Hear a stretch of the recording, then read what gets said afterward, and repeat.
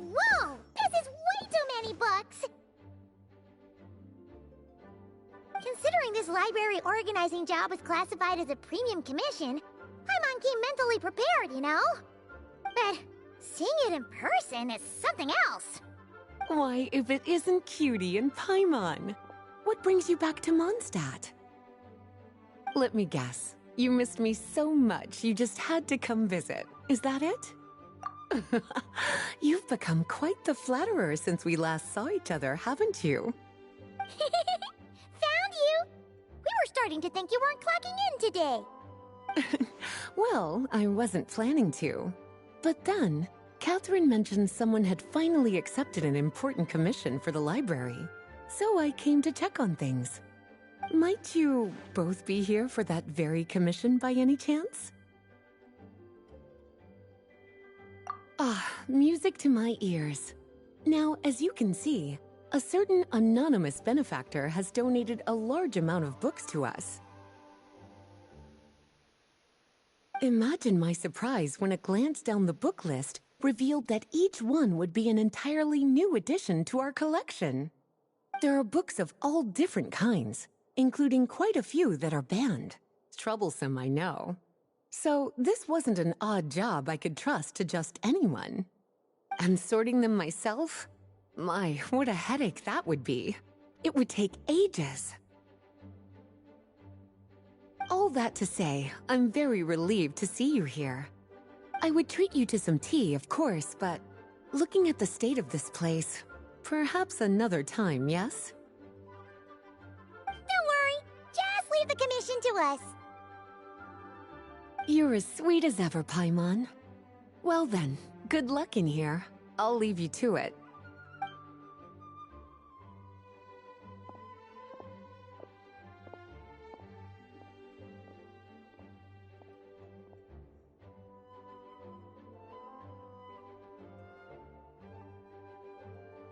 Finally! We made it to the last stack!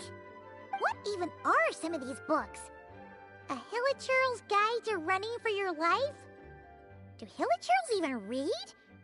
Oh, and Basics of Whopper Flower Cultivation. Who'd grow one of those, anyway? And what's this one? The Little Witch's Dictionary? Huh. Well, witches always make Paimon think of, you know...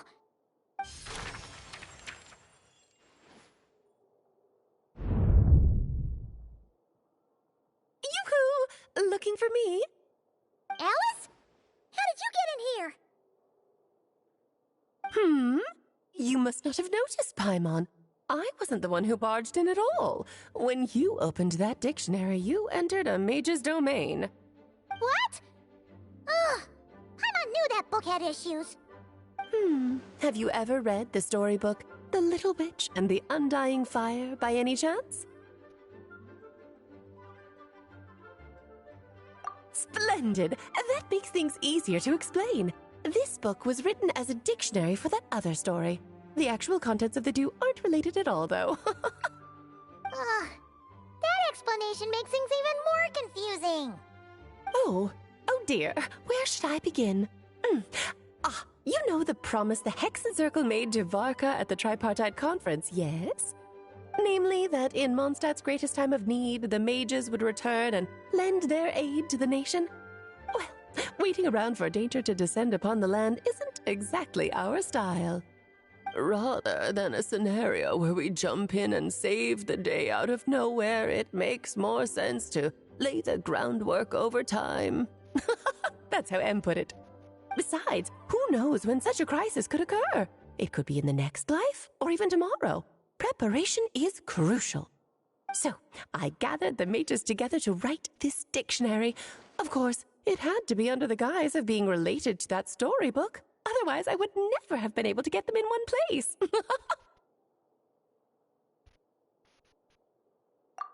Well, we looked into Barbie's scryglass and came up with a series of tasks tailor-made for the people of Mondstadt. They're all in this dictionary. Striving toward a common goal, overcoming obstacles alongside trusted companions, becoming better versions of ourselves. That is the best defense against what dangers could lie ahead. Oh, you make it sound like something bad is actually about to happen. Now, I never said that. But still, we are talking about trusted companions here, Paimon. And when we speak of a person who could be considered a friend to all in Mondstadt, I'm afraid the pool of options consists of but one. Wait, the huge book donation? That was just an excuse to get us here, wasn't it? We had to spend ages sorting through them, you know. Oh dear, I never could have imagined you would need to go to such trouble. Uh-huh. Sure you didn't. Well, this is an important book. I couldn't just bring it into Teyvat without taking any precautions. Much better to hide it in plain sight, you see. That's why I donated all those other books to the library. Besides, it's not like this is a bad thing. Just think of it as an excuse to reunite with old friends. And as a favor to your dear Aunt Alice. Okay. If the goal is to help the people of Mondstadt, then we're in. We'll take the dictionary. And the next time we run into our friends, we'll pass your tasks and stuff along, okay? Wonderful. Then I'll let you get to it. Have fun!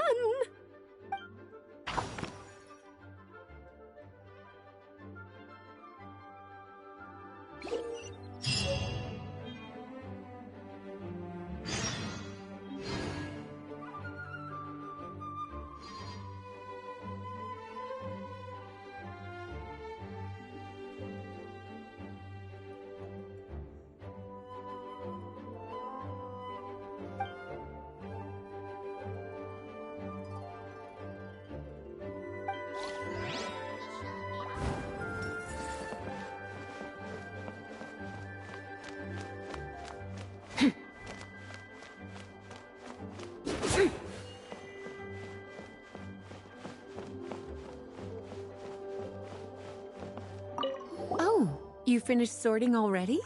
That went... Now then, what would you like in return, cutie?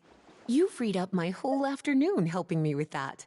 How about we spend it together? Ah, so you noticed too. Such strange names, and even stranger contents. Not to mention, this is the largest library in northern Teyvat, and I didn't recognize a single title on the list. I just don't see how that's possible. Unless... Actually, we just ran into... Trouble, I presume? I think I'll steer clear if it's all the same to you. Besides, if a book exists in this world, then there's a place for them in this library. Better for them to remain here than end up in the hands of someone more... suspect. Anyway, here's your payment. Thanks again for all the help. Please be quiet within the premises and refrain from making a racket.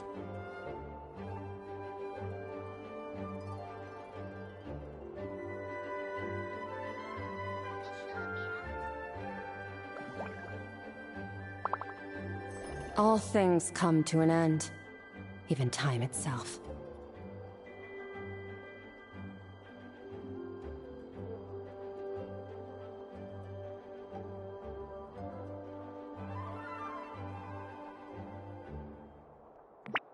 Please be quiet within the premises and refrain from making a racket.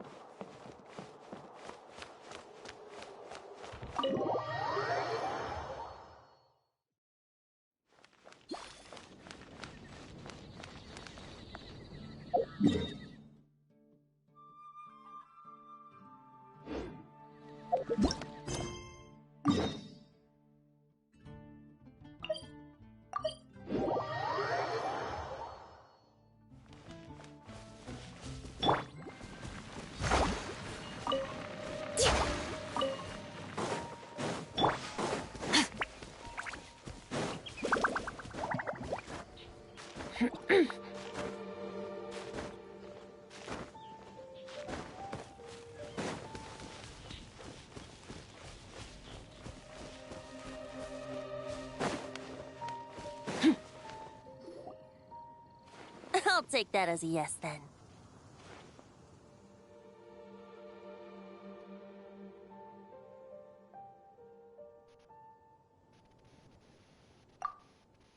Ah, finally, you're here! Do you have a message for me from someone by any chance?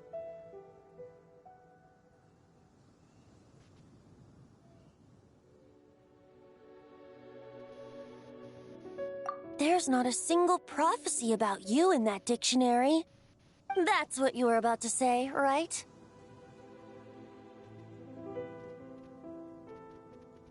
Oh? One moment, then.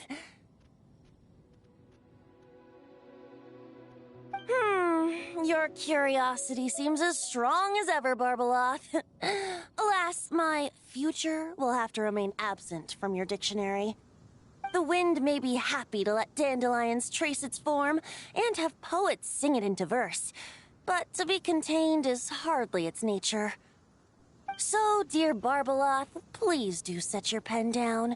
Words heard on the wind are not meant to be recorded on the page. If you're truly interested in this legend, allow me to fashion it into a poem. I'll be sure to share it with you ladies at our next tea party. Barbeloth has always been a reasonable person, and I believe she heard my request. As such, our conversation should be free from interruptions for now. Wait, Barbeloth was listening in just now? Paimon didn't notice a thing! Well, she is a Hexenzirkel mage.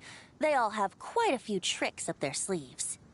Still, you noticed right away and even got her to leave us alone. Doesn't that make you the real master at cards here? Given the various practical factors at play, I'd call myself a master with limits. There you go, being all secretive again. Well, anyway, there wasn't a single thing about you in that dictionary. You being here is enough.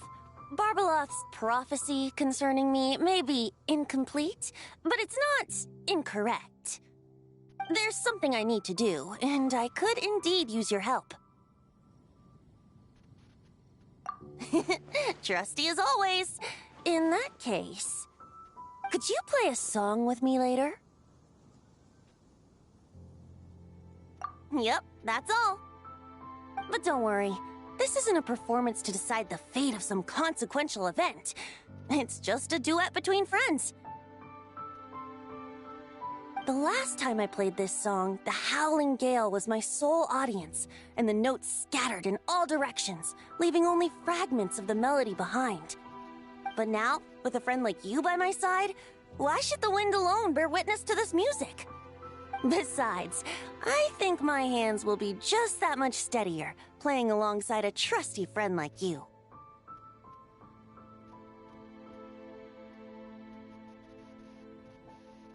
That's all I ask. Now, let's head to the performance venue. If we follow the breeze, we'll be there in no time. All right, let's get going. Just relax and let the winds lead the way.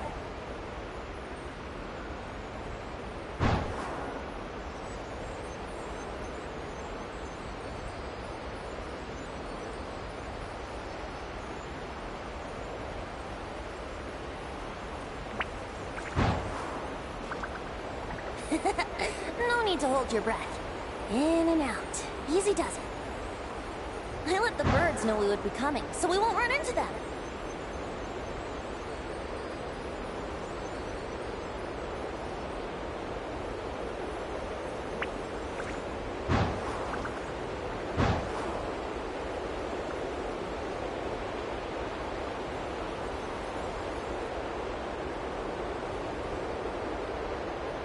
Don't worry, it's just a little ocean spray. You won't get soaked. Ah, the delightful sea breeze. Go on, breathe it in.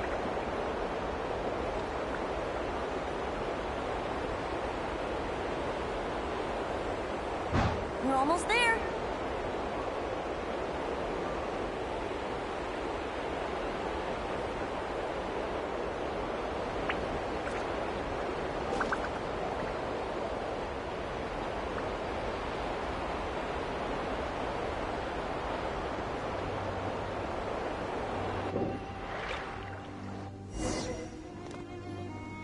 Huh.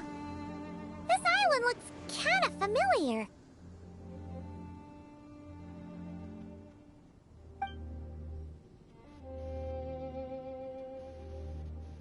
Not always.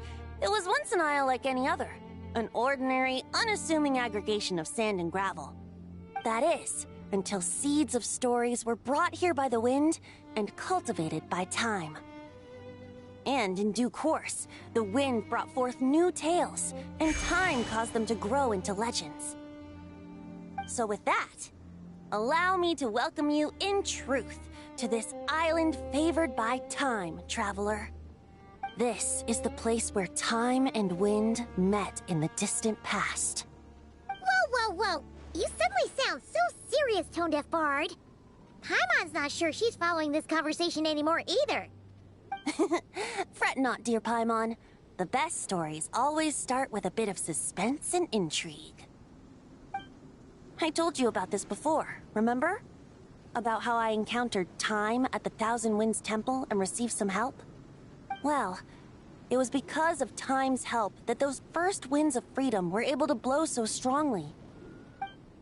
But forceful gales like that are most suited to wiping things clean, not helping things grow. So, after a few crises in Mondstadt were resolved, I made the winds gentler. Just strong enough to bolster the people in times of need without knocking them off their feet.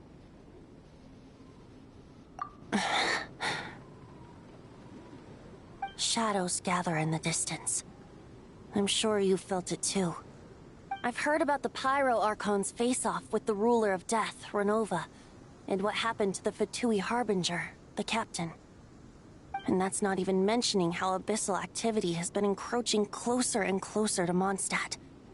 I fear the impending crisis may be beyond what humans alone can solve. In light of that, I need to be prepared. It is the Animo Archon's duty to intervene in times of need. As such, I, Barbados, will bring forth a wind strong enough to disperse whatever storm lies ahead.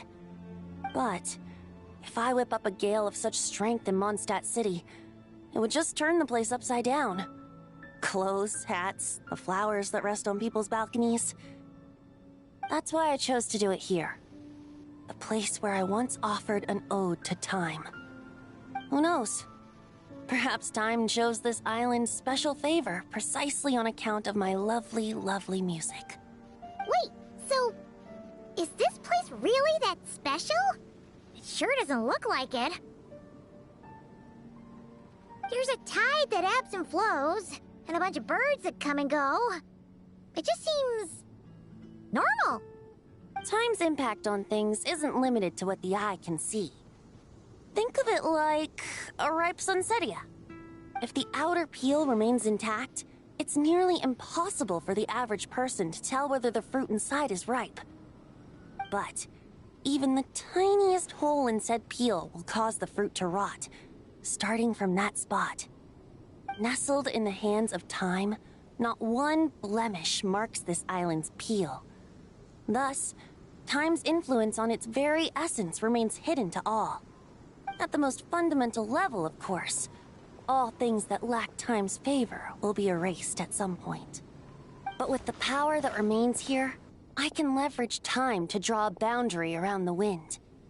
That way, the outside world won't notice a thing, no matter how powerful of a gale I whip up here.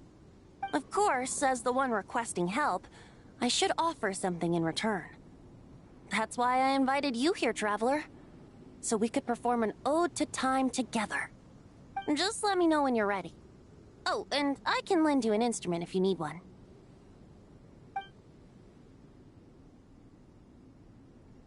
Great. Let's get started.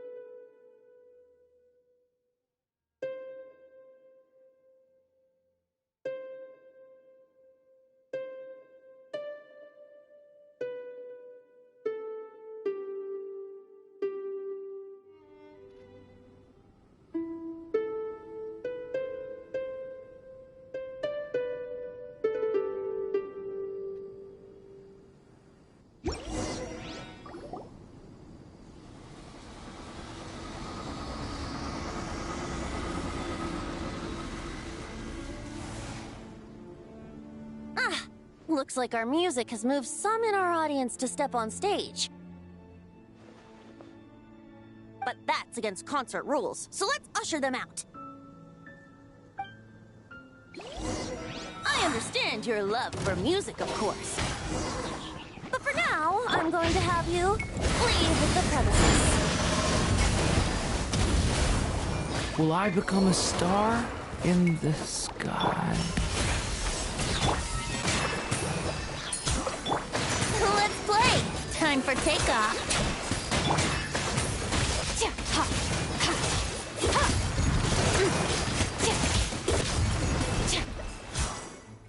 All right, that should do it.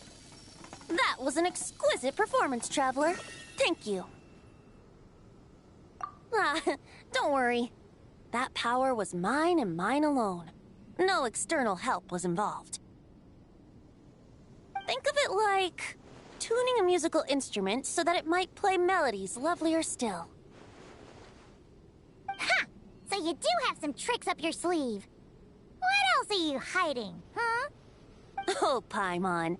How many tricks could I possibly have? I only have 2 sleeves, after all. You know that's not what Paimon meant, Tone-Deaf Bard. I have a feeling the wind is gonna be pretty strong today. We should head back to Mondstadt and tell people to hold on to their hats.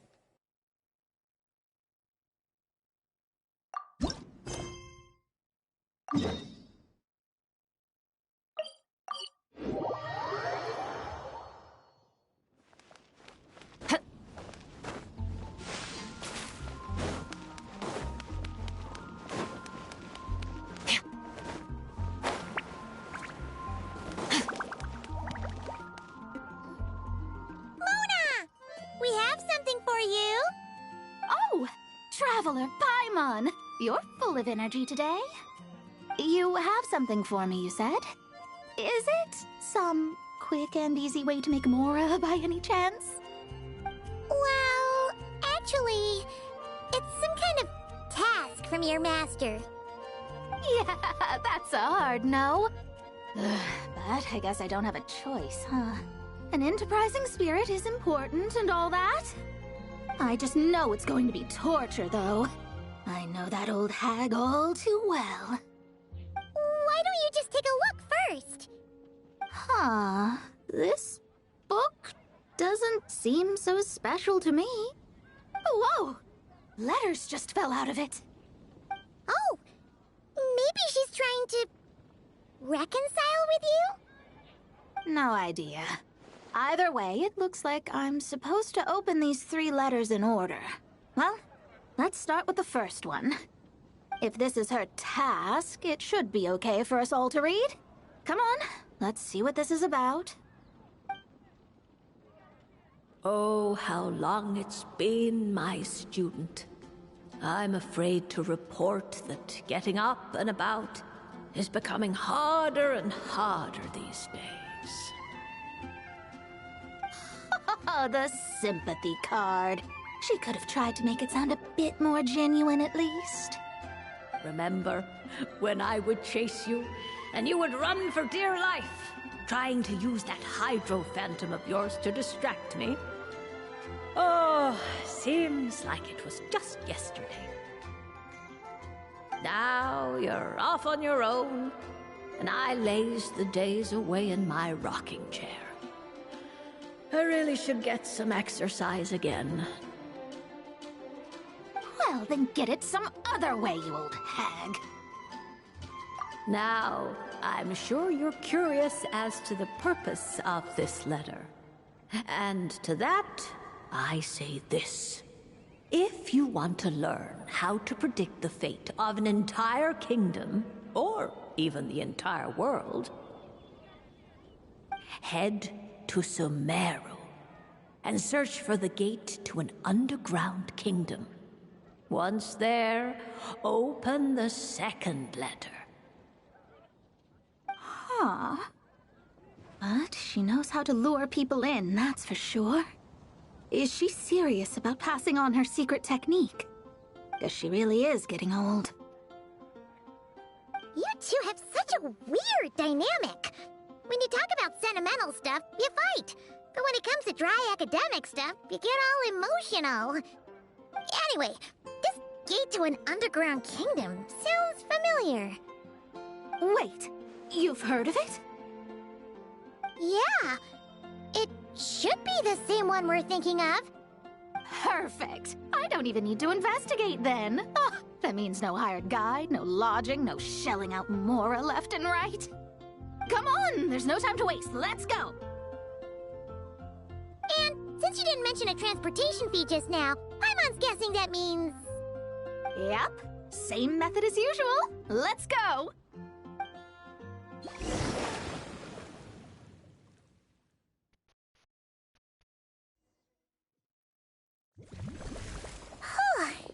This brings back memories of summertime. It's actually kind of refreshing. So, this is the gate to the ancient kingdom of Conria. I'm sure a lot of secrets and tragedies lie behind it. Well, let's open the second letter. Let me see here. Yep, it's this one. As the ancient Sumeru saying goes, rote knowledge bears no fruit until it is watered with the showers of wisdom. With that in mind, there is a phenomenon in this land known as the Sign of Apausha. It is a celestial mark that burns in response to an all-too-ardent desire for the truth. In that sense, perhaps it's more fitting to call it a sign of truth instead. The records of this ancient kingdom state there are several large subterranean lakes in Conria, clear and calm as mirrors, whose surfaces reflect the true stars. This is because the sign of truth created in the water is able to bypass the false sky and connect to to the outer universe. I had no idea. To observe the gravitational forces and influence of celestial bodies, one must be able to see past the false sky. Only by obtaining these cosmic parameters can one predict the fate of this world. Now, my task for you is as follows. Open a sign of truth in front of the gate to Conria. The rest is a bunch of stuff about the ceremony the old hag came up with to summon this thing.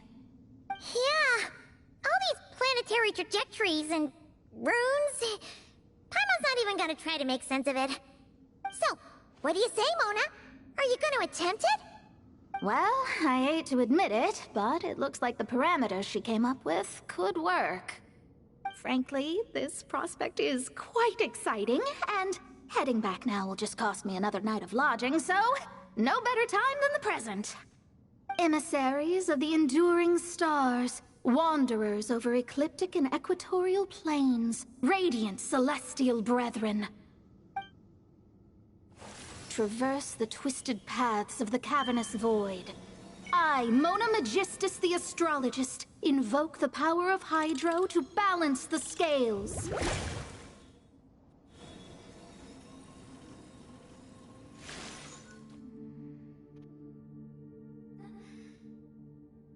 By wisdom and truth, let the thirst be relieved. I, Mona Magistus, the Astrologist, summon you, O stars, to stand before me! Did it work? Ah! Monsters! How did that happen? No dice. The sign of truth only opened long enough for the monsters to slip through. Darn it. I didn't get a glimpse of the real stars at all. Whatever. I'll just take it out on you! The ceremony failed, but the old hag's new theory seems workable. I have a better grasp of hydromancy now. And the perfect test subjects to test it on. Allow me!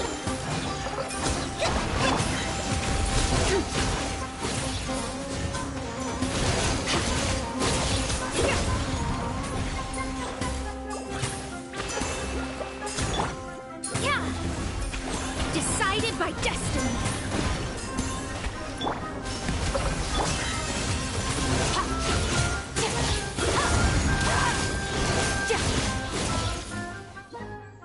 Phew!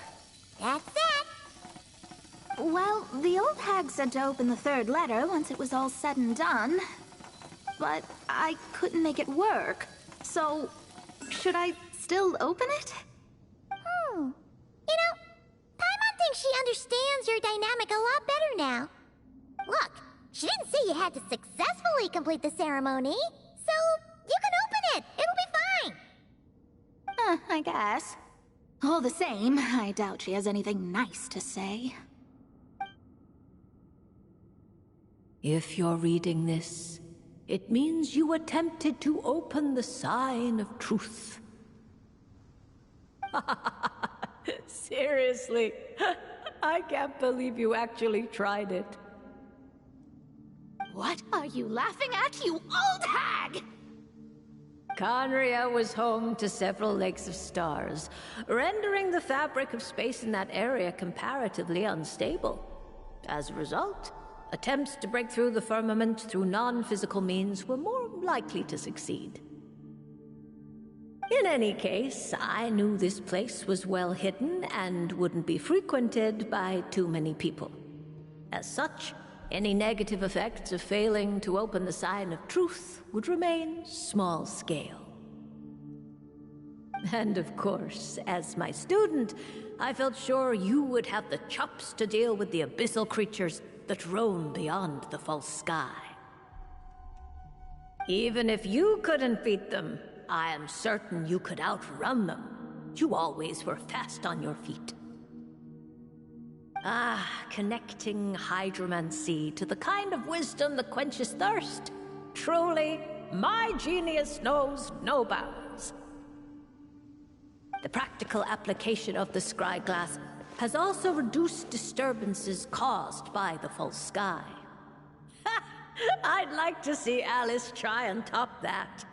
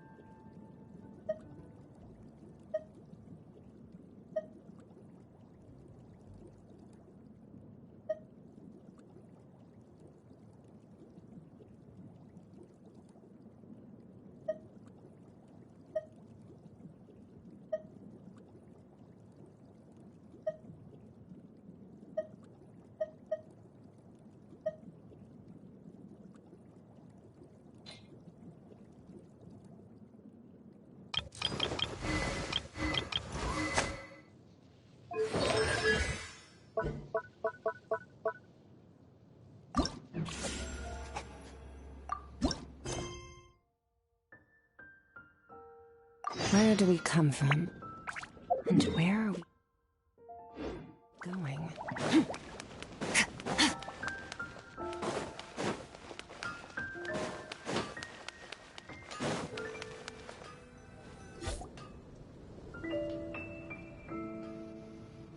Astra Abyssosk. Greetings, traveler. Hey there, Catherine! Oh, and Oz and Fischl are here too! What a coincidence! All things in this universe must plunge into darkness. 'Tis only natural that those who seek light should cross paths in the realm of dawn. Mein Fräulein means to say she's happy to see you both. And I feel the same. It's been quite a while, Traveler and Paimon.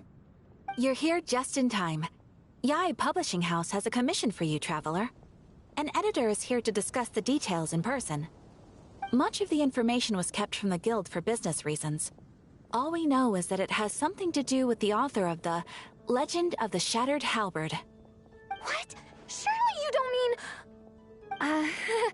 Wait, is this author really that important? What if we weren't here? Or if we decided not to take the commission? The editor would just be wasting their time. In that case, it'd be a free trip to Mondstadt where one needs only pass some information along. That's an opportunity most would fight over. In any case, if the commission is of interest to you, the editor is waiting at the Good Hunter. Just look for the man dressed in Inazuman clothing. Hold on! Halt thy steps, good traveler. Fate cast you upon the tides of the world, but not for you to stand alone in the face of its desolation. Nay, you step forth onto the path of the Immernachtreich. What mein Fräulein means to say is, she would like to go with you. Wow, you seem really jazzed about this commission, Fischl. Do you have some kind of insider information?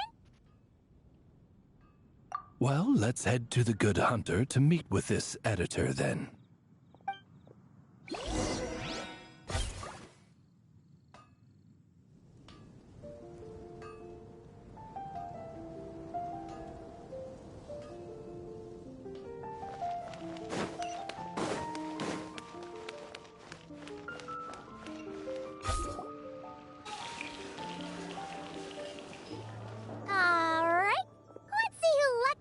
This free trip to Mondstadt.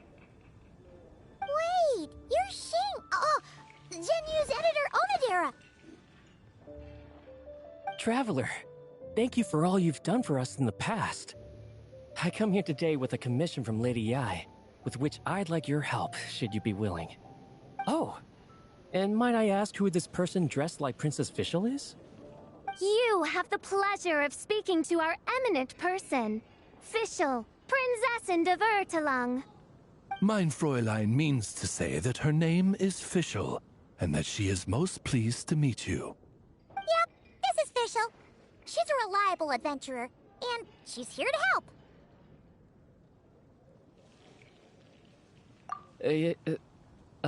Yeah, I, kinda got that the first time. Since thou hast learned my name, understand this. To speak it is to be absolved. Praise it, therefore, and thou shalt earn thine salvation. Mein Fräulein means to say, she... Ah, I see. I completely concur, my lady. Remembering names is simply basic etiquette. And if you might lend me succor in solving this problem, I shall indeed praise your names to the heavens above. As many times as necessary, in fact. You understood Fischl language before Oz could even finish translating. Well, let's get down to brass tacks then. Now, have you heard of the author Mr. Nine? He's famous for writing the legend of the Shattered Halberd. Flowers. What was that, mein Fräulein? Flowers for Princess Fischl. That's what Mr. Nine is actually famous for. Mein Fräulein means to say, even should the creator be cold and unmoving, the Prinzessin and her Immernachtreich's resplendence might yet compel them to weep. Well, sure. The author of Flowers for Princess Fischl, Mr. Nine. He sent a letter from Nodcry asking for help, and he seems to be in bad shape. So ask the Adventurers Guild or a local mercenary to find him. Seems pretty simple to Paimon. Where it's so simple. But here's the problem. We don't know anything about Mr. Nine. what he looks like, how old he is, where he's from. He's only ever communicated with us via letter, from addresses all over Teyvat. And he's never showed up to our annual meeting or events. Not once. So, what are we supposed to do? Well, we'll need to investigate Mr. Nine's identity, that's for sure. We did a bit of digging ourselves, and we realized that ever since completing the Shattered Halberd series, Mr. Nine's handwriting began to change. His initial editor has decided to retire to focus on his own writing. And he didn't have much to add either. Whatever hath once existed in this world is enshrined in the memory of the Prinzessin de Vertelung, to endure unchanging in her Immanakreich. For from the sacred primordial words flow the wellspring of all cause and consequence. Mein Fräulein means to say that... Yes, we had the same idea. So, we tracked down the original manuscript of the Legend of the Shattered Halberd. Aw, man! Genyu's gonna be so mad he missed out on this. Wait, you didn't need Oz to translate this time either, Onodera.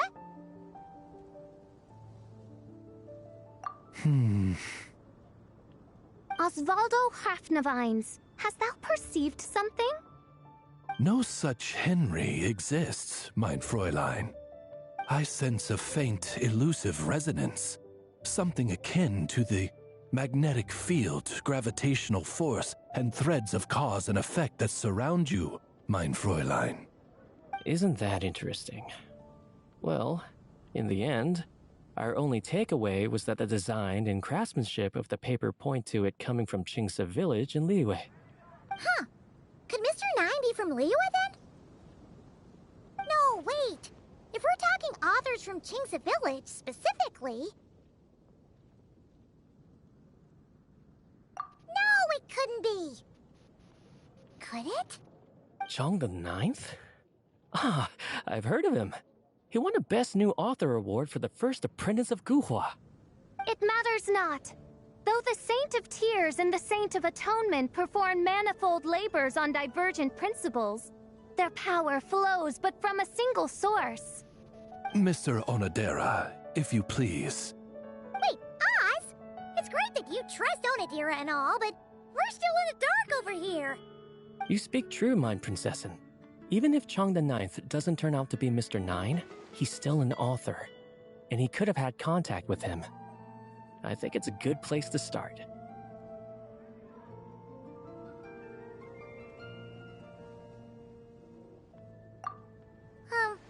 Yeah. Well, either way, I appreciate the help. I'm counting on you.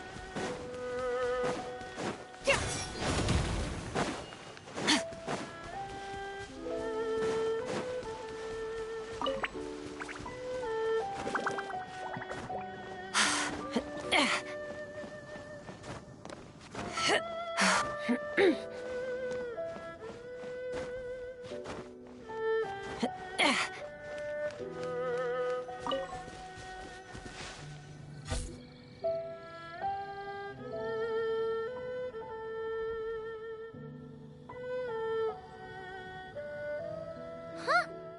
Chong the Ninth isn't home. It doesn't look like there's anyone around we can ask either. Shall we wait? Seems like that's all we can do. Still, could his absence mean that he really is Mr. Nine, now kidnapped and sent to Nodcry? Perhaps we should have a look around his house. Barging in without permission seems wrong. But if he really is Mr. Nine, then... Okay, let's do it.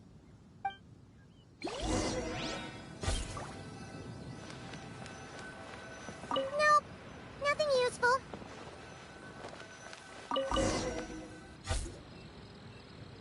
Just seems like a bunch of ordinary stuff. Nay, I, the Princessin, have beheld the mystery of the universe enshrined in these specks of dust. What hath been revealed is the very fount of wisdom. Ever does it flow toward the shores of truth. Mein Fräulein means to say, she thinks this is a clue.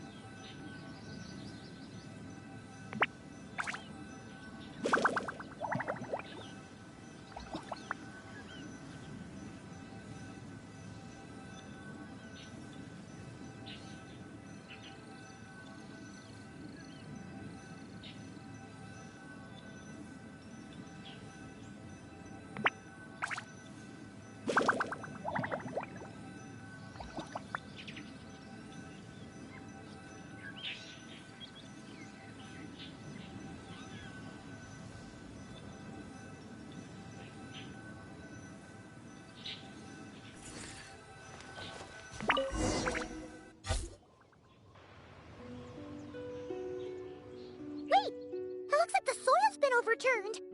Oh no. Did some kind of overzealous fan have buried him in here? Maybe we should call him Millilith. What do you think, Traveler? It's all right, Paimon. Mr. Nine's most zealous fan happens to be right here. And since Mein Fräulein would never do anyone harm, I'm certain the same is true of his other less avid supporters.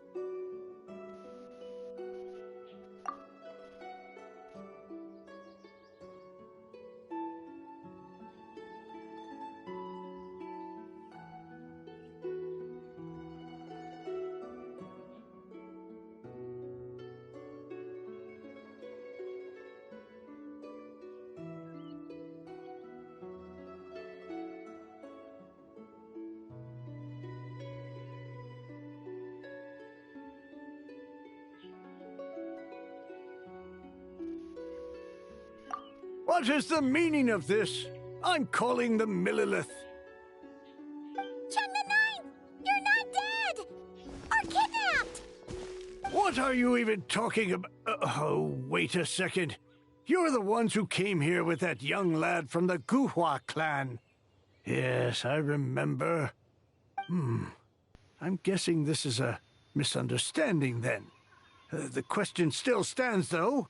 What are you doing digging around my house? Oh, well, actually, we just wanted to know if you've ever written under the pen name Mr. Nine. What? Not even a whole bucket of hallucinogenic mushrooms could make me that delusional. No. If I were Mr. Nine, why in the world would I enter all those writing competitions? To what? Demolish the competition from the shadows?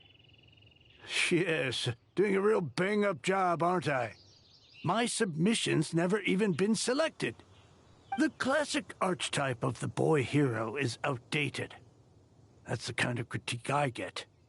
Even opening with a plot twist or disguising your hero as a fool is falling out of fashion.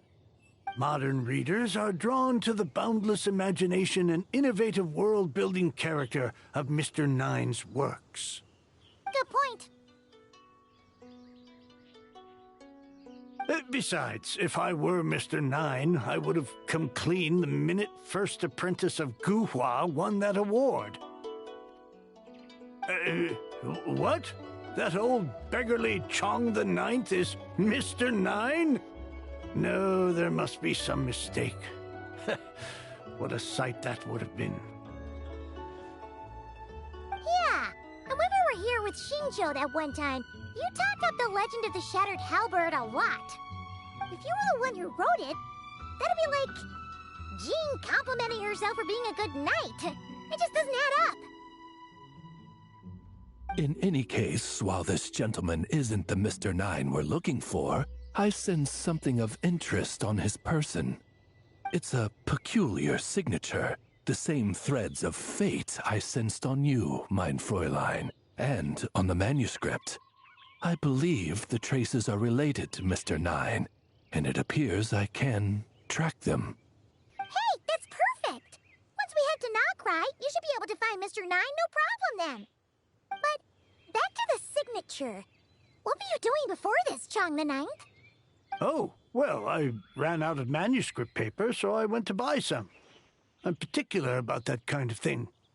Creation of literature demands the highest quality. Ah, no wonder. Mr. Nine uses the very same type for his manuscripts. Huh, that explains it. Thanks, Chong the Ninth. We should get going. I'm not quite sure what I did, but you're welcome, I suppose. Farewell, creator of another world. Though I must say, the laws and narratives thou hast ordained can scarce compare to the dream dust sedimented in the Immernachtreich. Mein Fräulein means to say, your writing isn't... I mean, mein Fräulein offers her thanks.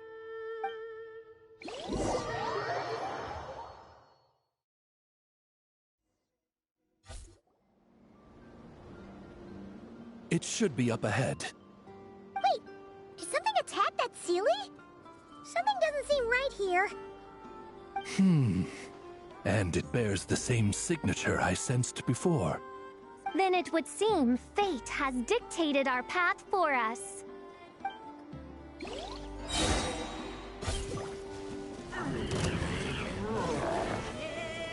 Odd reveal vice! Thrust and rebuild!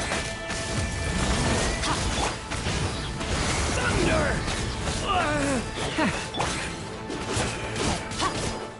A little move boosh! The abyss is burning shadow! Shadow Raven, let night fall! Off to the freezer!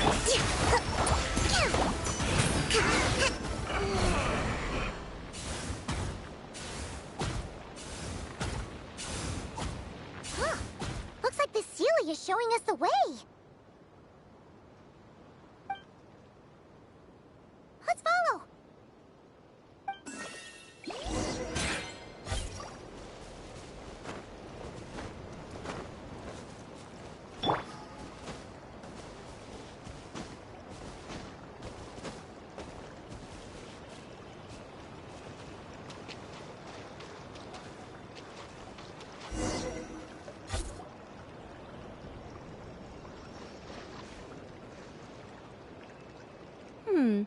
What are you doing here? Wait, that voice. It's Nicole! Also, that should be our line. We were looking for Mr. Nine and our search led us here, but now it seems we've found you instead. Ah, I see. Well, Mr. Nine is right here. Hello. What bizarre Demerung is this? Never in 1,000 sunsets have I heard of such a thing. In truth, I too aspire to be an author. But I'm also partial to direct communication. Talking is rather inconvenient by comparison. And as I'm sure you can understand, writing things down is even more tedious. I thought perhaps if I found someone with whom I could share my ideas, it might give me the same release as writing. But then those stories would never see the light of day, which would be a shame. So, I tracked down an old Sealy friend of mine and told her all the stories I was imagining. Then, I sent her to find people with similar aspirations to write them in my stead. We even came up with several character traits to lend a certain authenticity to Mr. Nine. A receding hairline was one of them, I think. Yep, I'm the one she roped into all this. Come now, it was beneficial for you too. By inhabiting those authors and mobilizing their language faculties, you were able to hone and eventually recover your capacity for speech. And anyway, an angel has always functioned like a sort of a flash of inspiration in someone's head. I'm sure it was like stepping into old shoes. So you, what, possessed people? Isn't that kind of intrusive? Oh, it's fine. She did it while they were sleeping. As long as the person is someone who dreams of creating worlds of their own, this inner writer within them will automatically awaken. Wait, but what about the letter and the strange intuitions Oz has been having? Nicole sent me to monitor the situation in Notcry, and it's super dangerous, okay? So I needed some help. It's not like I have the knowledge or power of the heavens anymore. As for your friend over here? Well, you see, when writing a story, it's not uncommon to incorporate certain half-true details.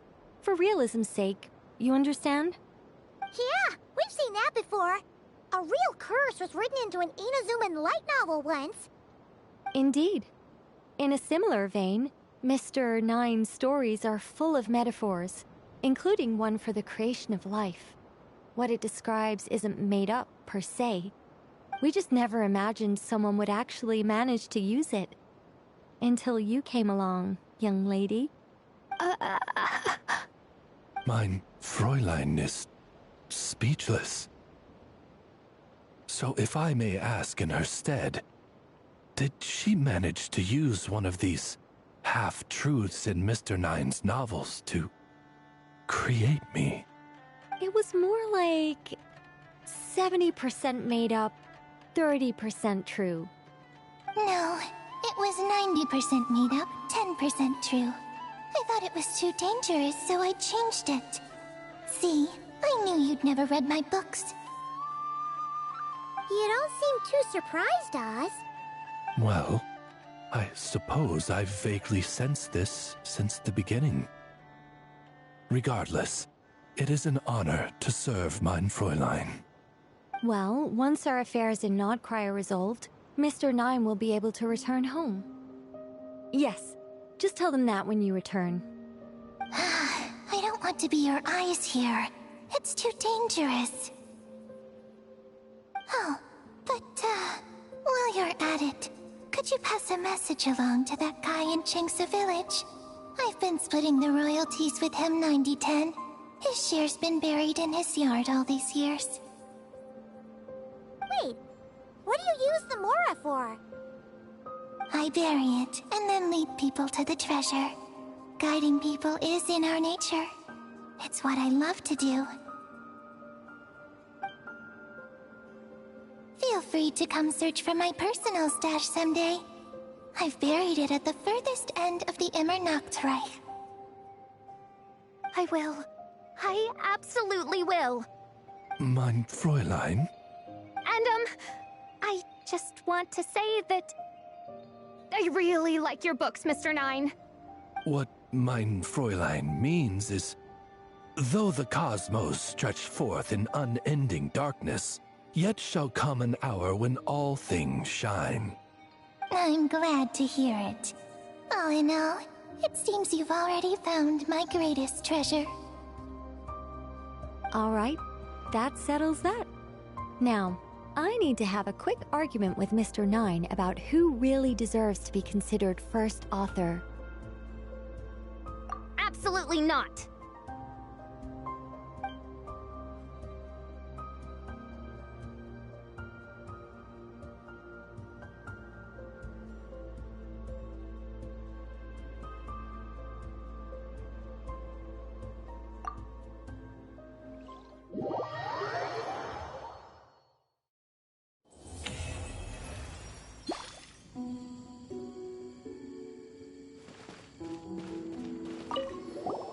Oh, that's right. just channel Mr. Nine. How would he write this particular essay? Hey, Chang the Ninth! We have something for you! Oh? What is... What? Where did all this Mora come from? About that. So, the thing is... Right. Mr. Nine really admires your work, so he decided to fund your writing career. Wait, what? So, channeling Mr. Nine actually worked. I can't believe it.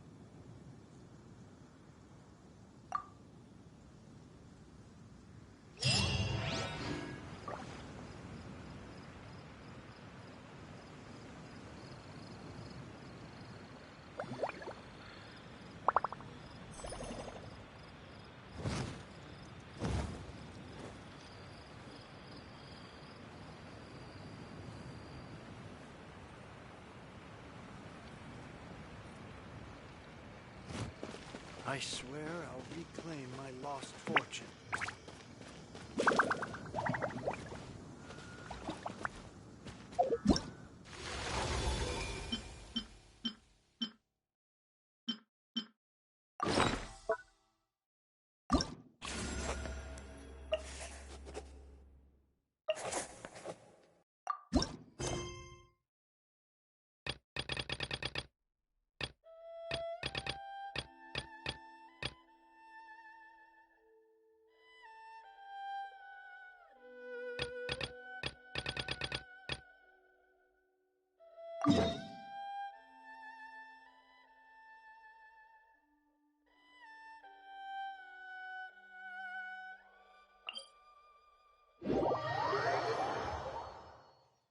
Oh dear, I am feeling the urge to jump in a puddle.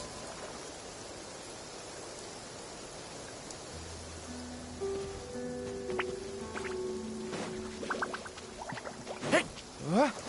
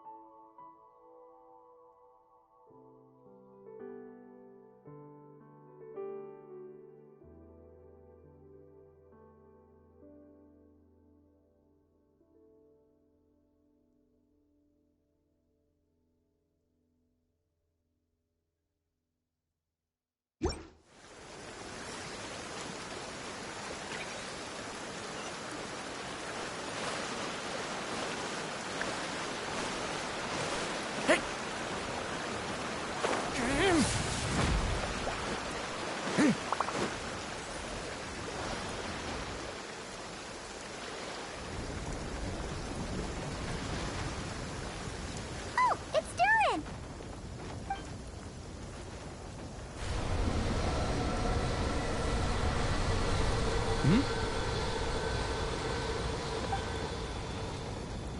Traveler in Paimon? I'm sorry. I hope I didn't scare you. Oh, no, you didn't scare us. Just gave us a little surprise. Looks like you've gotten even more powerful now. I don't know. It just feels like it's gotten harder to control. I didn't mean to strike so hard. I'm so relieved you didn't get hurt. It's all good. We've had worse.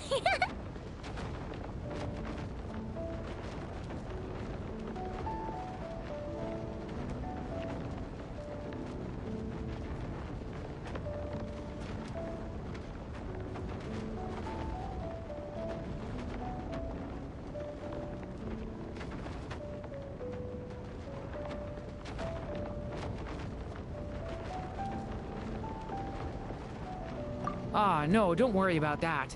It's been very stable ever since I got this body. Albedo made sure of that. What you saw just now is something that only started happening recently. Maybe I'm still acclimating or something. I'm sure it'll clear up over time. Anyway, what brings you here? Did you need something? Well... The day that the writer and the watcher crossed paths was the day that the magic known as storytelling was born. So, she asked us to come. Miss Alice? Oh, you too? I guess I really do need to work on my impression. Well, never mind that. It's been too long, Minnie Durin. And please, that's Aunt Alice to you. I have brought you and the Traveler together here for a very important purpose. It has to do with your mom. My mom? Indeed, fairy tale author extraordinaire, Anya Marie Andersdottir. See, I knew this would be right up your alley. Now then, if you'll open the book, I will begin narrating.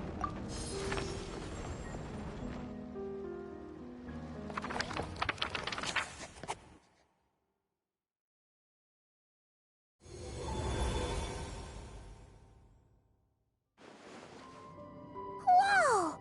What is this place? It reminds Paimon of Simulanka. The two are indeed similar. Both worlds were built using the same magic, after all.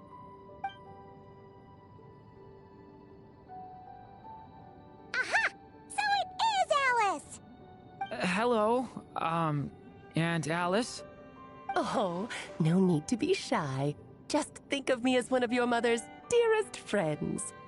You keep talking about stories and magic. What's this all about? Simulanka 2.0 or something? Certainly not. Simulanka was a peerless masterpiece. Without the original author, it would be impossible to create a sequel, even for me. But you are right about one thing. Just like last time, I want to show you a work of magic that has to do with storytelling. What's this? This is your mother's dying wish. My mother's dying wish was a book? Let me answer that with a question. What do you suppose would be a writer's greatest regret? Have you ever read a book called The Little Witch and the Undying Fire?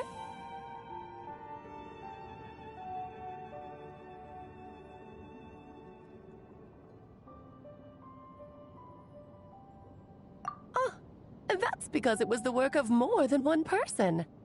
It began as a little game at our tea parties. Each of us took turns writing the next part of the story. I wrote the first volume, then the other mages took their turns. Em was tasked with writing the final volume and tying everything up. But by the time everyone had finished writing their parts, Em had passed away. Oh, it was a terrible shame. A true tragedy. And that is the answer to my question. A writer's greatest regret is to leave a story unfinished.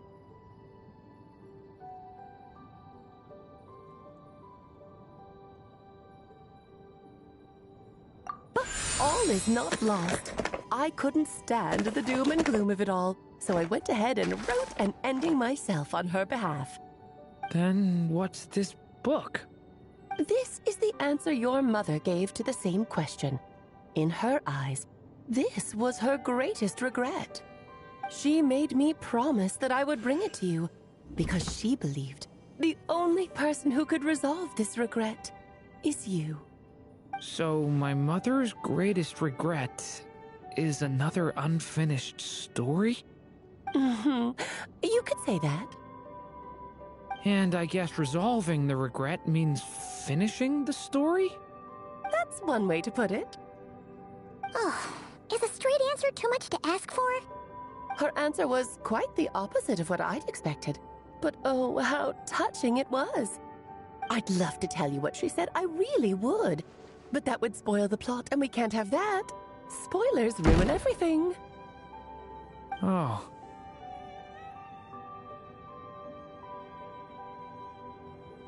Just think of this task as giving a story a much-needed ending. All I ask is that you do your best. I understand. But I only just started learning human script, and I don't have any writing experience at all. Relax. Why else do you think your dear aunt went and found you two such wonderful helpers? With their experience, you'll have so many story ideas you won't know what to do with them. So don't be shy to ask lots of questions.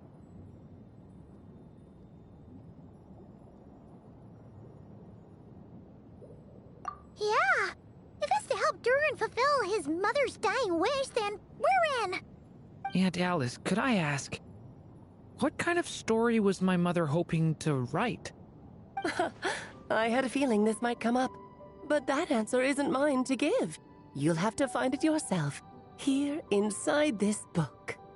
Don't worry, we'll help you come up with loads of ideas. Yeah, let's find a nice spot where we can settle in and read through this thing. We could even get some snacks, too. Oh, the actual process might not be quite the walk in the park you're imagining, Paimon. Why's that? Because when Em created this book, she borrowed my magic. In other words, it's not a book you can just pick up and read. It's a magical book. Its chapters are scattered through memories of the past. Gather them all, and the book will show you its secrets. So, where are we supposed to find these memories? Em left a trail of clues for each unfinished chapter. Follow the hints, and you'll find them. Oh, and when it comes to adding to the story yourselves, you'll need to use this. And this is? This, my dear little Paimon, is the ink Em left behind. Infused with a little of my own magic, of course. If you're planning on writing something inside the book, you'll need it.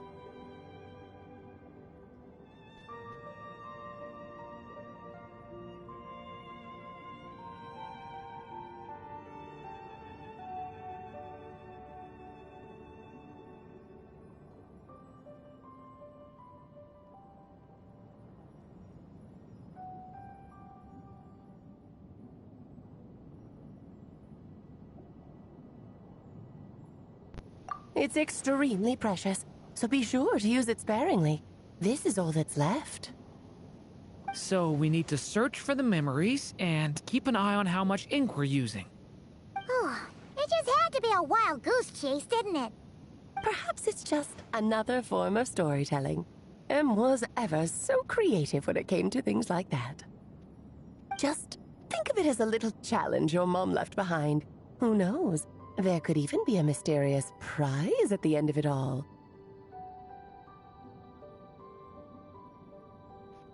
I don't care about that. This was my mother's dying wish. Whatever it takes, I'll find a way.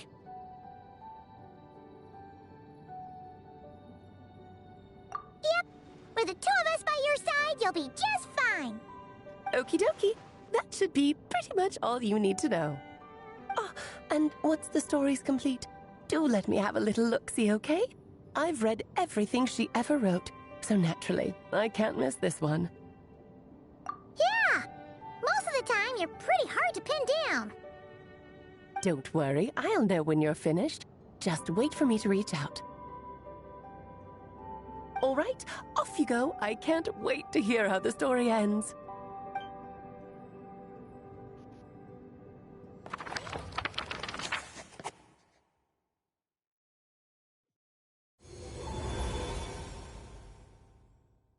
Oh, here we are again. Alice's magic really is incredible, huh?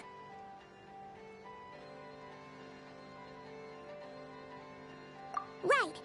Alice mentioned we should be on the lookout for clues. Huh? A corner of repose for countless tales, watched over by the honor of knights. A place for stories to sleep, perchance to dream of ancient cities and the epics of ages past. There, a witch once spent a sleepless night, and all to bring forth a story yet untold.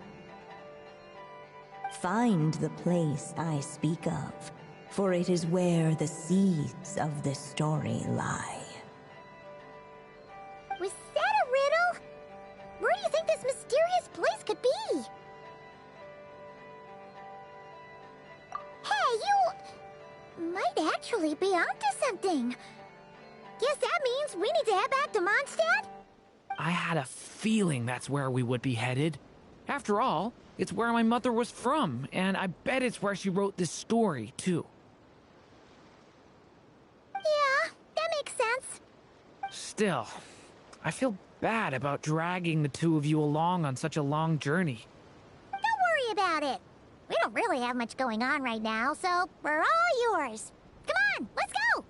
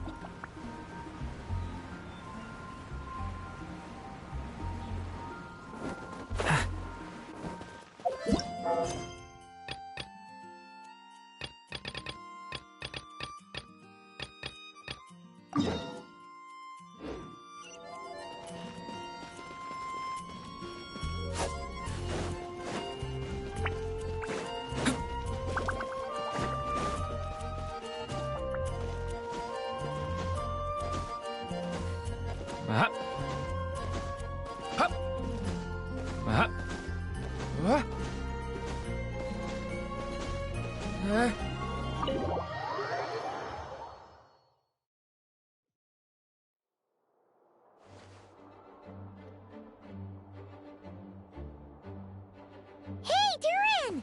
So this is where you've been! Oh, Traveler, Paimon. What are you doing here?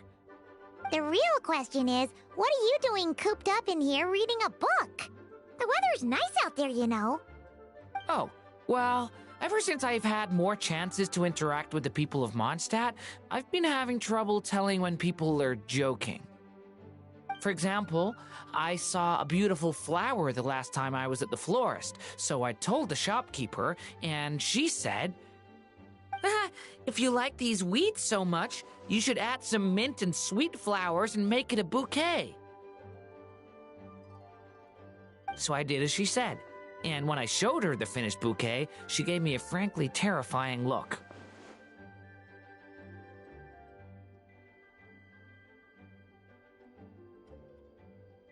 Later, Albedo opined that this happened because I have trouble understanding the meaning behind words. So after I learned the Mondstadt script, he told me I could come here and read. I was born from a storybook, so I felt that these books might be able to teach me more about the rules of this world. And, well, I guess I lost track of time. So, did you guys need something?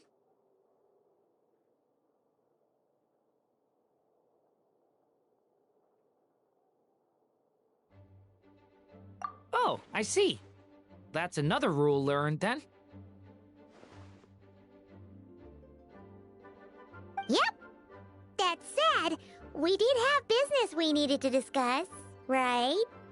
Yeah, we have a message to pass along from Rhindaughter. Oh, it's from Aunt Rhindaughter?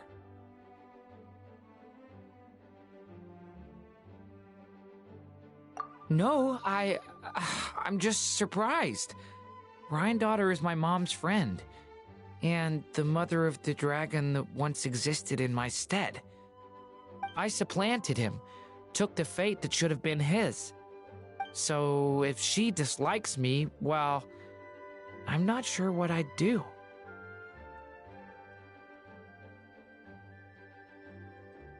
Yeah, we're here for you. But seriously, Paimon doesn't think it's anything bad. That does make me feel better. Well, I guess I should open it.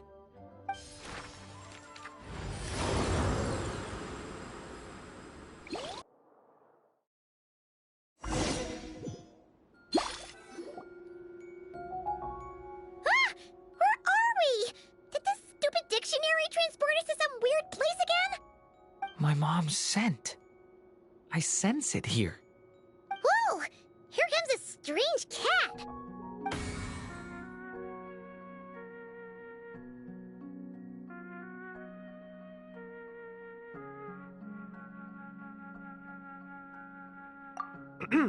I have a message to deliver on Master Rhindaughter's behalf. Ahem. This is the first time we're meeting, so I'm not sure how to address you. But since you're Hem's child, I suppose I'll stick with Mini Durin. Though you appear smaller than the Durin that came before you, that same strength flows through your veins, not a drop less. He was a child of Humus, an incomplete creation. Thus he lacked the will to control his own strength. Yet this power was beyond what he could withstand, and so it twisted him, consumed him, thus sealing his ultimate fate. Albedo claims that you have transcended this tainted blood, becoming a being much like himself. That is his opinion. I remain unconvinced. I trust only the facts, only that which I see for myself. So take this chance, child of M. Prove yourself to me. Ah! Where did all these monsters come from? Is this the proof you need, Aunt Rhindaughter? I will. I'll show you what I can do.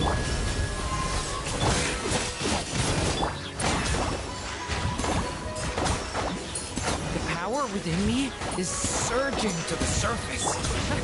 This is getting easier.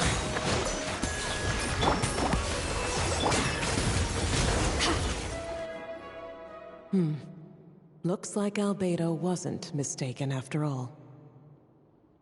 Next time, maybe don't ambush us with a bunch of monsters just to prove a point. Still, I do feel like I can control my power more freely now that we've defeated them. After hearing about you, I prepared a technique that would seal the dark power in your blood. I had planned to take this opportunity to pass it on to you. Of course, using it comes with a price. While it would maintain your existence in Tevat, it would also weaken your connection to this world. And you are M's child, when all is said and done. How could I allow that uncontrolled power to send you down the same path as the child who came before you? But seeing you now, it appears my concerns were misplaced. M was a terrific mother, and a far more capable one than I. And I must admit, I'm rather curious to see how far you can go. How will you, an alchemical being truly integrated with this world, find your place in human society? I've never conducted an experiment like this before. As such, you may yet hold the key to some unexpected answers. Hey! You've got one thing something wrong there. Dory's not an experiment. He's our friend. I'm not sure I understand, but I appreciate your kindness, Aunt Rhine-daughter. Ahem. And that's all Master Rhine-daughter has to say. Yeah, we're used to talking cats at this point, but one that can imitate someone else's voice? That's a first. I don't see how that's important, but if you must know, I am Sebas, a simple butler. You're friends of Albedo, yes? Strictly speaking, I am his elder. So make no mistake, I am no ordinary cat. In fact, from a biological standpoint, I am no cat at all, but rather an alchemical being. You wouldn't consider yourself a specter simply because you float in the air like one, surely. A specter? What are you trying to say, mister? Oh, I know. Sebas is implying that you're... What thought? Hey! Oh, and considering how Master Rhine-daughter's message ended, I suppose this technique is useless now. I'll just destroy it. Few and far between are the people that can make her reconsider. Quite the impressive feat, young man. With that done, I'll be going now. I have another message to pass along. Perhaps we'll meet again sometime.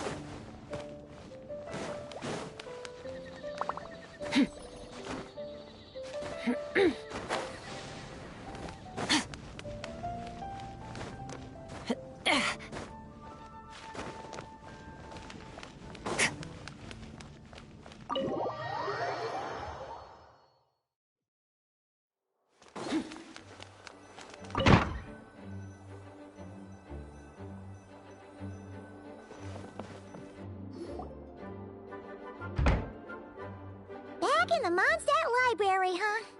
Talk about a trip down memory lane.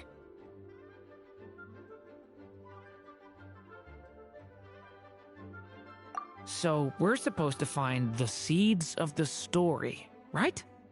What do you think that means? Well, we're in a library, so it's gotta be books, right? But seriously, there's so many here. How are we supposed to know which ones we need? Making a racket in a library? You should know better than that. Lisa! Oh, sorry about that. Now, who do we have here? Ah, my golden-haired cutie. And my little horn cutie, too. Sorry, Miss Lisa. I know you taught me to be quiet in the library, but Paimon was just trying to help. Please don't be too hard on her. Well, it has been far too long since we saw each other, so I suppose I can let it slide just this once.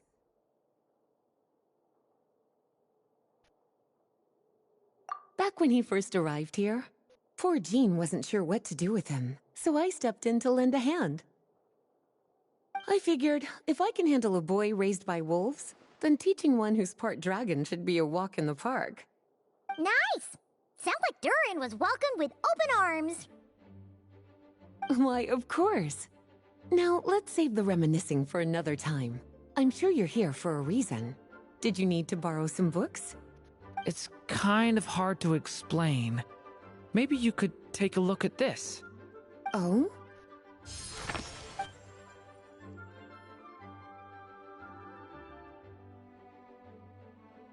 Ah, I see.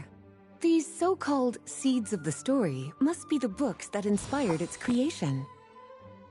That's just how it is with stories. They grow out of the tales that came before them. And that mage, I can almost picture her here, hundreds of years ago, scribbling away at one of these very desks. But we don't know anything about this story. How are we supposed to figure out which books inspired it? As it happens, just before I found you here, I was looking into something rather peculiar. One of the knights reported seeing some books that weren't listed anywhere in our catalog. Stranger still, just as he went to reach out for them, the books vanished into thin air. And then, a while later, while he was browsing through other shelves, there they were again. Seriously? That particular knight knows this library inside and out. I'd be very surprised if he was seeing things. Something tells me these might just be the magical books you're after. According to the report, there are 3 of these books in total. I'll be relying on you to track them down, cuties.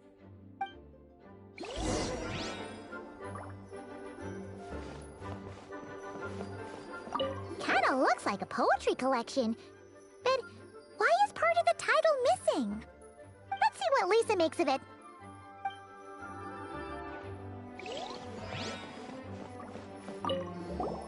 Oh, wait!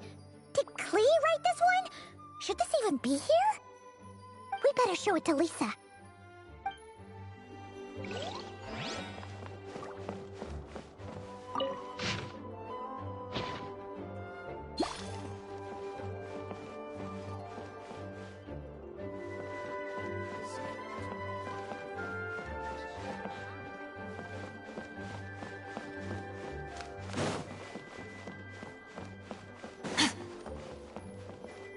An experiment log? Looks like part of the title's been erased. There's something seriously suspicious about this book.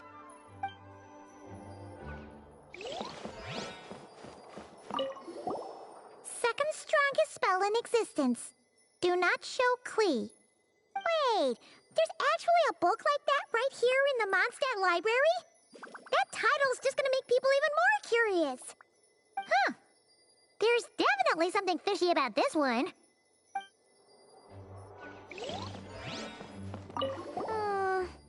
Let's hang on to this one for now. Could be one of the ones we're looking for.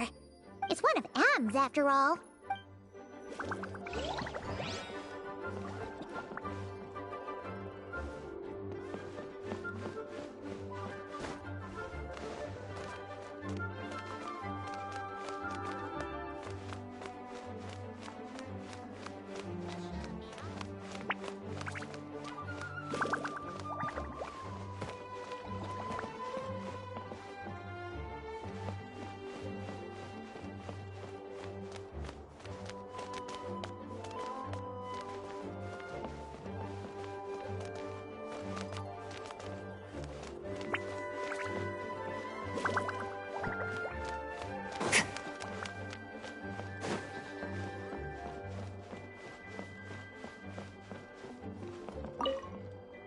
Well, did you manage to find them?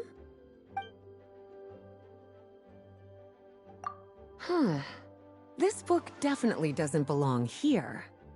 Yeah, we can tell just from reading the title. Albedo was the one who brought it in. He suggested I place it on the restricted list and keep it sealed away. Why? He said it's full of forbidden alchemical formulas, some of which could even result in the creation of dangerous monsters. Apparently, the danger it posed was so great, he didn't even feel like it was safe to carry around or keep it in his workshop. Really? Definitely sounds like it shouldn't be here then. Still, if that mage read this book too, it must have been written a lot earlier than I'd imagined. Well, did you manage to find them? Truly extraordinary, and certainly not the kind of thing that should be just lying around. In fact, Miss Alice gave strict instructions about it. So, it's some kind of book of spells? Paimon's guessing magic this powerful should be kept a secret. It's true. This book does contain one of Miss Alice's spells. But honestly, virtually no one could actually pull it off, even if they tried. The only reason it's even meant to be in the restricted section is because we can't let Klee get her hands on it. After Klee was born, Miss Alice advised us to seal it away. She even added that little subtitle herself. So, it's to keep it away from Klee, huh? Does that mean she could use it to cause even more mayhem than she already does with Jumpy Dumpty? No, that's not it. As Miss Alice herself put it, letting Klee see it too early would spoil the surprise. Well, did you manage to find them? Yes, this is a restricted book, all right. It certainly isn't supposed to be here. Huh. But it looks like a regular poetry collection. How did it end up being classified as a restricted book? The issue lies with one of the poems inside. You've heard of the great battle that took place on Dragonspine, yes? 500 years ago, during the cataclysm in Conria, an evil dragon descended upon Mondstadt. A fierce battle with Dvalin ensued, but in the end, the evil dragon fell, and Dragonspine became its resting place. You're talking about Durin. The Durin of Dragonspine. Well, the poem in question turns the whole battle into a dance, with the evil dragon recast as an innocent child who came here in search of friends. But given all the suffering experienced at the claws of that dragon, how could the people of Mondstadt accept such a retelling? Bards are often accused of inventing history or distorting the truth in their ballads. But this one hit a bit too close to home. And since the knights back then were unable to track down the author, they decided to ban the entire collection, blot out the title, and seal it away for good. So the version in the poem, it was all a lie? I'm afraid that question is something only the dragon himself could answer. Well, would you look at that? Seems like these are the little troublemakers you're after. And all three just so happen to be forbidden texts. What kind of story requires reference material like that, I wonder? Forbidden texts? You know, the first time you mentioned that the library had a restricted section, I thought you were just trying to scare us. Are you saying it actually exists? Not really something you should be poking your little nose into, is it, cutie? Sorry. Seeing as it was Miss Alice who asked you to look for these books, I won't question the matter. But they'll need to be sealed away again once you're done, so don't forget to return them. Don't worry, Miss Lisa. I won't forget. Well then, that's all from me. After all that hard work, I think I've earned myself a nice cup of tea. Alright, we've gathered all the reference books. What's next?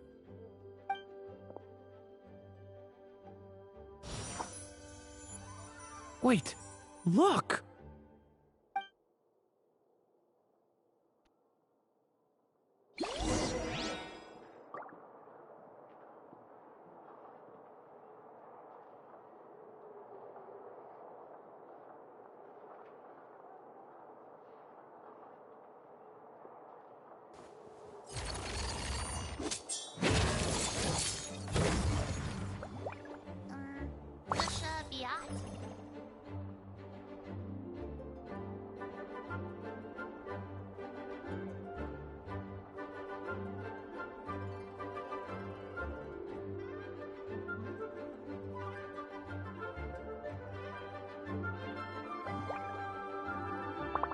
All things come to an end, even time itself.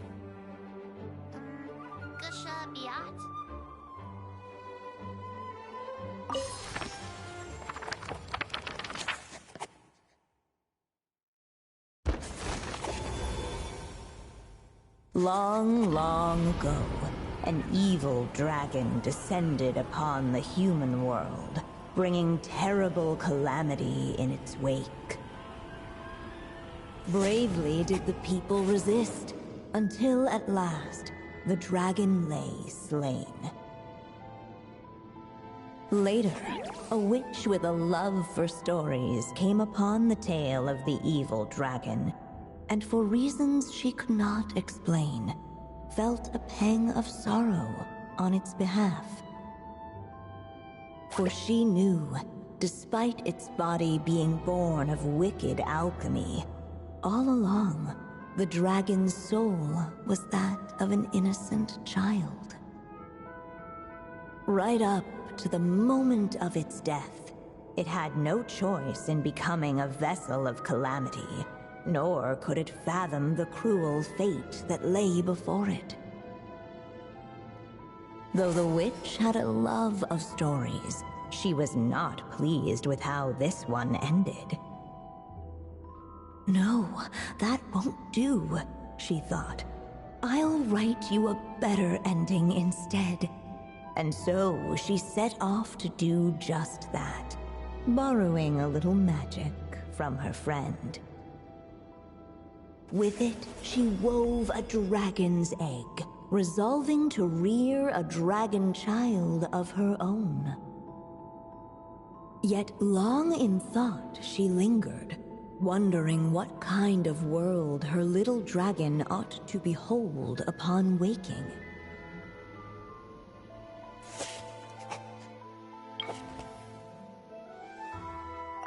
At last, she made her mind up, adorning the cradle with a wisp of woodland air. Then, she quietly waited for the egg to hatch.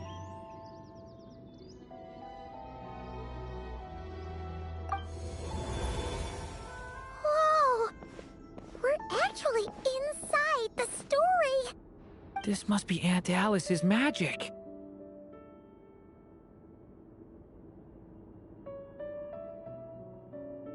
Yeah. A story about me? Why don't we just see where the story takes us? All we know is the beginning at this point. Okay. And now a golden-haired traveler, a silvery sprite, and a dragon-born youth step onto the stage. What new chapter will their arrival bring? Whoa! That came out of nowhere! Was that the same voice we heard just now? Yeah. But why does it sound so familiar? I've missed this. It's just like the stories my mother used to tell me. You mean... Em? She used to tell you stories? Yeah, she loved it. Back when she was still alive. Sorry, we should focus on what we're here to do. So, now that we're in the story, what's next? The dragon youth wondered aloud. Yet all he could do was wait for the story to unfold. Of course, there's something to be said for helping it along. Perhaps a little exploration could prove fruitful. Oh! Is that a hint? Yeah, I agree.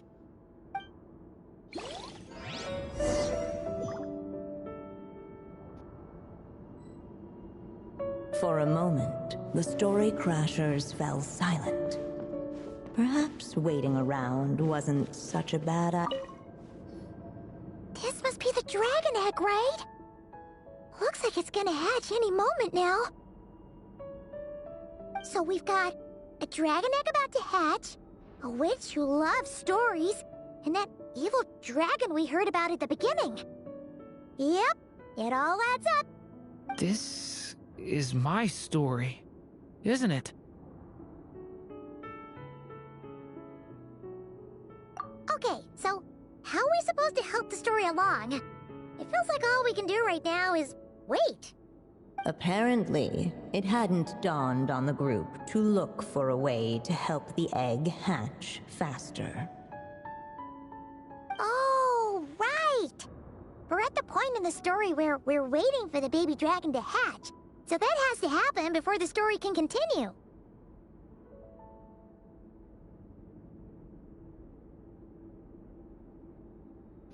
With the flames at his command, perhaps the dragon youth might be able to provide the egg with sufficient warmth.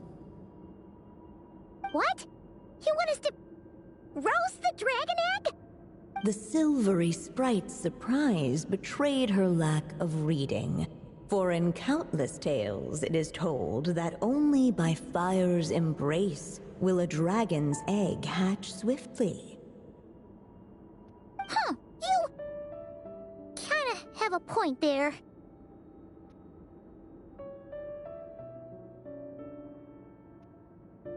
Okay, I'll see what I can do.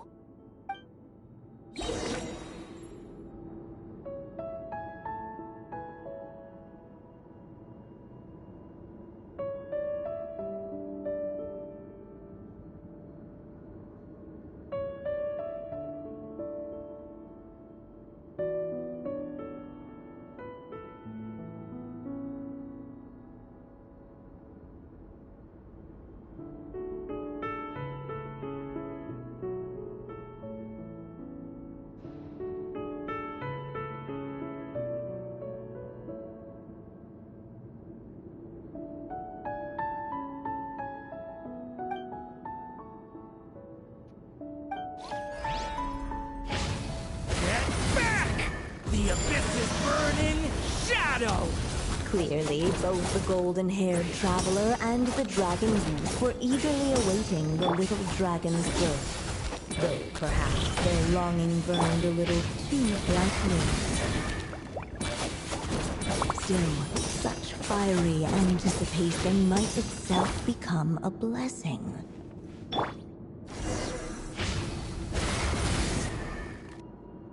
At last, under the witch's expectant gaze, the little dragon broke free from its shell.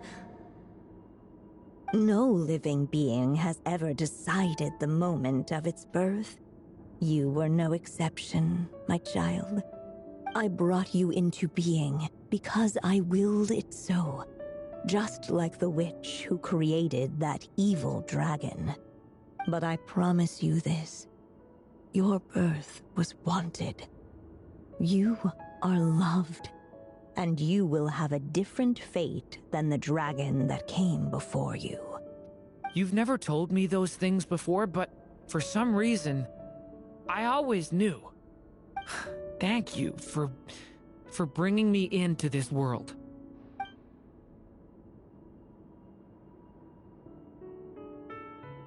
The waiting witch did not feel lonely, for she had 3 visitors by her side. Together, they beheld the hatchling's first breath of life.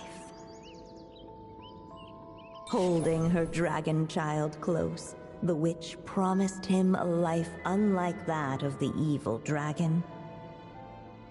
And so, nestled in his mother's warm embrace, did the little dragon's story begin.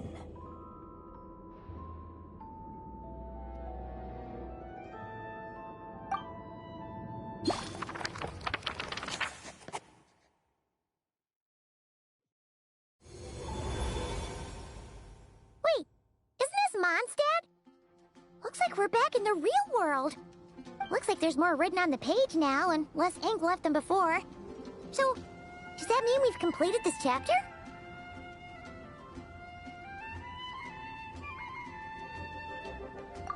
Yeah, but why does M seem to think that the story isn't finished yet? Durin broke free from the curse, came into this world with a new body, and even made a bunch of new friends. That already sounds like a happy ending to Paimon. True. Everything's always so mysterious with these mages. Guess all we can do is wait for more clues. Huh.